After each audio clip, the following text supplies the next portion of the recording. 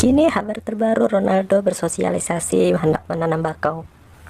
Cristiano Ronaldo, seorang pesepak bola terkenal, ingin datang ke Handil Baru menyampaikan sosialisasinya tentang penanaman bakau bergilir.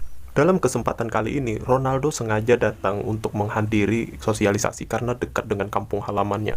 Ronaldo menyumbangkan bibit bakau sebanyak 8.000, dan semua bibit itu akan ditanam dekat SD 001, di mana sekolah itu adalah tempat kelulusannya waktu kecil. Ronaldo datang awan abahnya, kada awan mamanya, karena mamanya lagi umpat salawatan di RT 4, sedangkan bininya umpat pengantenan di Sungai Mantri. Cristiano Ronaldo juga mendapatkan rekor hanyar sebagai pengumpul bakau pensil terbanyak se-Indonesia.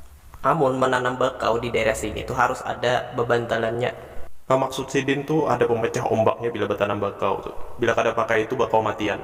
Rancak dah aku nangati orang-orang sini tuh bila bertanam bakau tuh harus ada tuturapannya supaya pacak. Jadi ujar Sidin tuh maksudnya adulah kan turap tuh nasagan pacak gelombangnya kalau lumayan. Paling bagus tuh kalau sudah ada tanggul kayak karung berisi tanah tuh nah. Tuh bagus itu.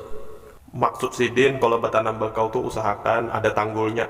Biar bila kada bertanggul habis matian bibit-bibit yang ditanam tuh. Bila bibit itu ditanam pas kada ada tanggulnya, nyata cabutan gara-gara tak hantam gelombangnya kalau apalagi musim selatan. Ya udah, ya itu aja Gen. Yuk, Assalamualaikum. sosialisasi yang dijalankan oleh Cristiano Ronaldo di Handil Baru sangat berjalan lancar. Saya Haji Mail melaporkan.